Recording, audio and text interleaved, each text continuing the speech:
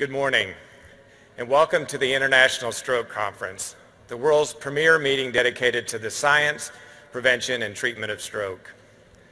On behalf of the American Heart Association and American Stroke Association, I appreciate each of you taking the time and effort to join us here in Los Angeles. I'm a firm believer that gatherings such as this can exponentially expand our knowledge and our abilities as scientists and clinicians. Today's discussions can lead to tomorrow's solutions, and this meeting is especially noteworthy as we celebrate 20 years of the American Stroke Association.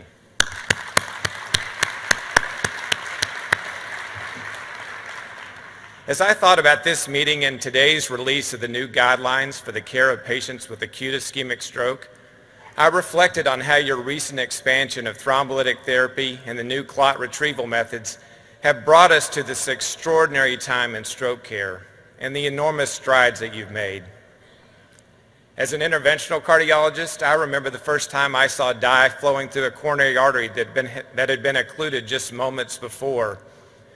Reperfusion and the resolution of the clinical deficits that follow is one of the most powerful images and elicits some of the most powerful emotions in medicine. I believe many of you have savored similar moments thanks to these new advances in stroke care. These breakthroughs are a gift, a future with fewer limitations or even a second chance at life for our patients. For all of us in this room, these breakthroughs provide an opportunity, a challenge even, to ensure we maximize the benefit of this new science by establishing and maintaining the systems needed to properly deliver this care. We are proud to be a guiding force in these efforts, shaping everything from grassroots ad campaigns to raise awareness of stroke symptoms, to advocating for changes to local, state, and federal laws and regulations. I'd like to encourage you to help with these because there's still work to be done and because you can make a difference. My first opportunity to make this kind of difference, to impact health outside of a hospital environment, came as a member of the local AHA board in Dallas. At the time, the board was trying to turn Dallas smoke-free, but industry, both local and nationally, had pushed back hard. There was a theory that it might help to include a clinician with a personal story to tell. So I stood before the city council and shared that my grandfather was a longtime smoker before he died of heart disease. Others told equally compelling stories, and together we swayed the nation's 9th largest city to spare hundreds and thousands of people the dangers of secondhand smoke. Today, the air breathed by more than 80% of Americans is protected by local and state laws, a great illustration of the AHA's ability to help impact policy, systems, and environmental changes that can modify cultural norms and transform health. While working on the smoke-free campaign, I also realized how important it was for community leaders to hear the voices of those of us in healthcare. Speaking to that city council took only 30 minutes, but it helped effect a major change in a major city.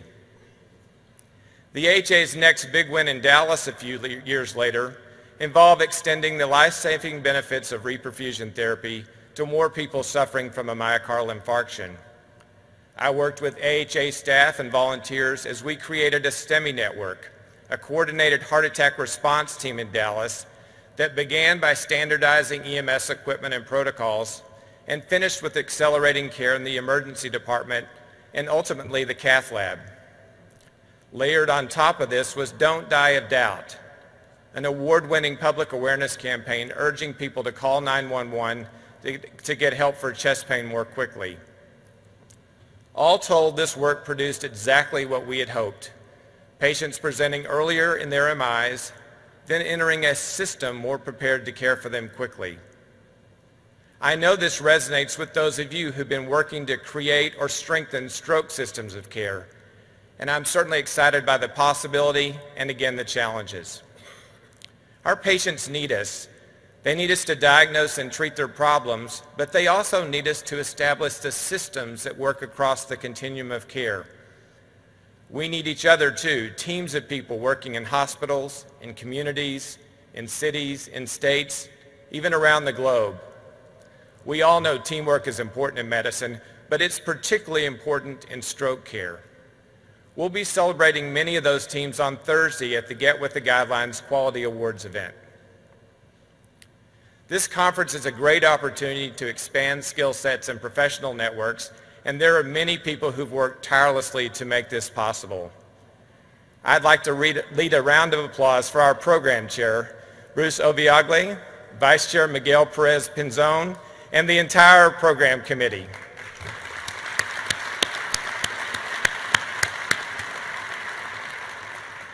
Kudos also go to each member of our Stroke Council and to everyone involved with our Stroke Journal. Our organization is better because of each of you. I'd also like to shine a light on several new directions that I'm sure will further strengthen our arsenal in the fight against stroke. As you know, the Henrietta B. and Frederick H. Buer Foundation is a leading funder of stroke research. For 3 decades, the Buer Foundation's investment in searching for knowledge and in novel ways to pursue it has allowed our organization to challenge old paradigms and support creative investigators. Examples include the trustees' pivotal role in the adoption of the strategically focused research network model and their relentless emphasis on the development of early career investigators. You may not know why the Buer Foundation trustees chose to become such champions in the fight against stroke. It was simply because they recognized the burden that stroke presents, they saw a gap in research funding, and they wanted to fill it. Now they're doing it again. Because much of the stroke funding targets ischemic stroke research, the Buer trustees are taking aim at improved prevention, diagnosis, and treatment of hemorrhagic stroke. They've committed $11.1 million to launch their 5th Buer initiative and their 3rd collaborative network, the American Stroke Association, Buer Centers of Excellence, and Hemorrhagic Stroke. Each Buer network has embraced new models of research, and one of the promising approaches this time is the use of the AHA's precision medicine platform.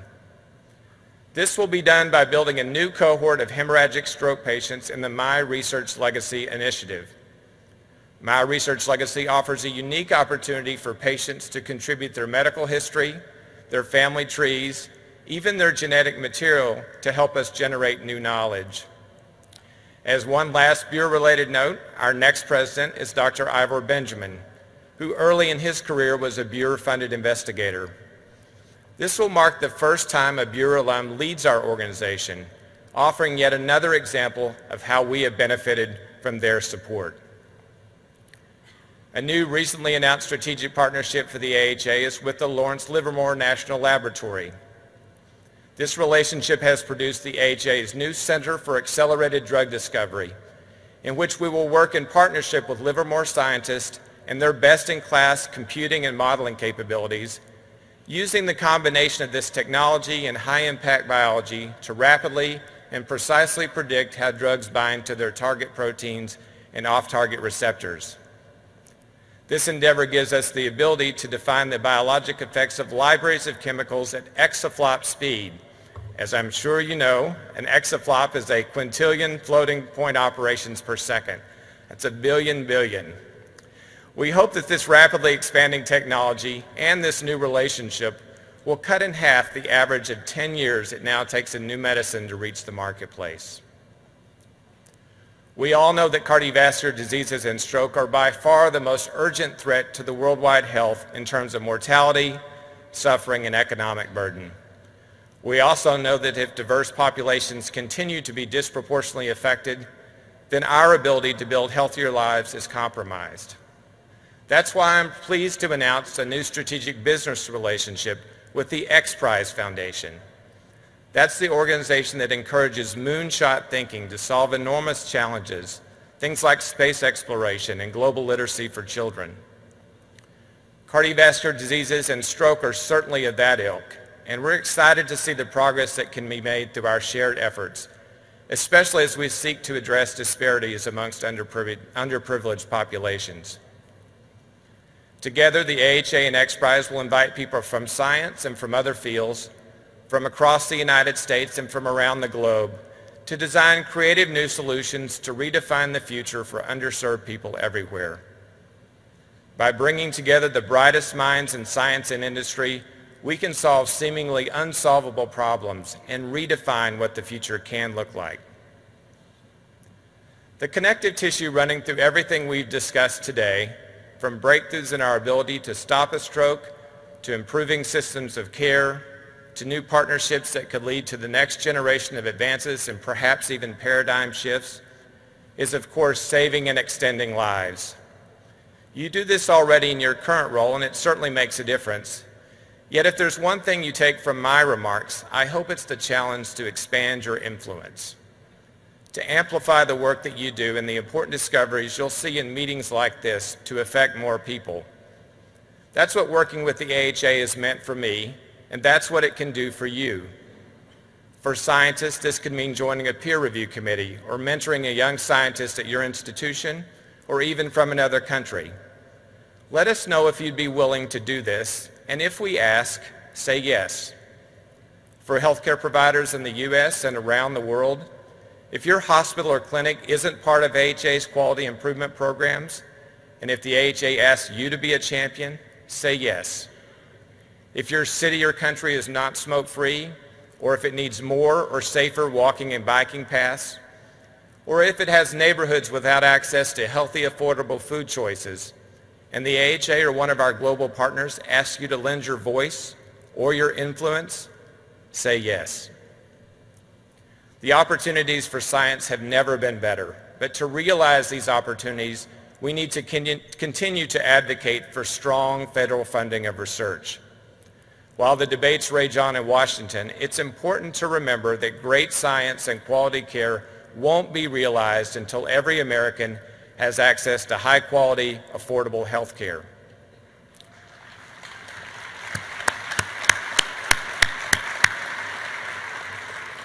So if the AHA ASA asks you to help us explain this to your elected officials, and we will, in the nation's capital or at home, say yes. In the last decade, age-adjusted mortality rates for stroke are down 14.3%, a testament to how we fortified and expanded the systems of care. But that big picture view is clouded by jagged results the last 3 years. This is a perfect illustration of the challenges that we face, both daily in laboratories and in clinics, and on a larger scale when we gather for meetings like this. I thank you for saying yes to all these challenges and for your continued efforts in the fight against stroke. It's a privilege to be with you. I hope everything in the meeting is what you want it to be. Again, thank you.